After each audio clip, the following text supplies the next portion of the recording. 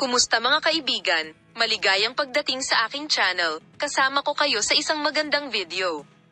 Ngayon ay ibabahagi ko sa inyo ang isang magandang video mula kina Ozgay Girl at Serkan Kayaglu.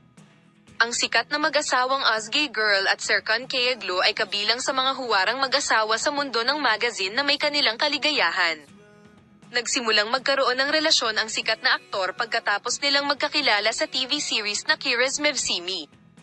Sina Ozgay Girl at Serkan Kayaglu, na nag-iibigan sa loob ng maraming taon, ay nakaupo sa mesa ng kasal sa nakalipas na mga buwan. Ang punto at nilalaman kung saan pumasok sa mundo. Ang punto kung saan inihayag nina Ozgay Girl at Serkan Kayaglu ang mga interesanteng detalye tungkol sa kanilang pribadong buhay. Pinakasalan ng aktres na si Ozgay Girl ang kanyang kasintahan ng 7 taon, si Serkan Kayaglu, sa laban noong Agosto. At ang magandang aktres na si Ozgay Girl, na gumawa ng taos-pusong mga pahayag sa kanyang pakikipanayam sa magazine, ay patuloy na sumubok hanggang sa matagpuan niya ang propesyon na nagpasaya sa kanya sa buhay at nagpasyang umarte. Ang punto kung saan sinabi niyang napakasarap ng tulog niya sa maingay na kapaligiran.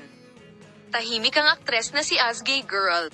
Ipinaliwanag niya na hindi siya komportable at natatakot siya. Gumawa rin sina Ozgay Girl at Serkan Kayaglu ng mga kawili-wiling pahayag tungkol sa kanilang relasyon.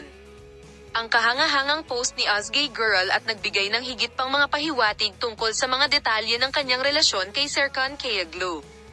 Sinabi ng aktres na si Ozgay Girl na nagkaroon siya ng problema kay Serkan Kayaglu dahil sa Ken Yaman. Ang taos-pusong pakikipagkaibigan ni Ozgay Girl kay Ken Yaman ay nagsabi na siya ay nagseselos kay Serkan Kayaglu. Minamahal na mga manonood, ito na ba ang punto kung saan inanunsyo ni Ozgay Girl na malapit nang magwakas ang relasyon nila ni Serkan Kayaglu dahil sa Ken Yaman? Salamat sa lahat sa panonood ng video.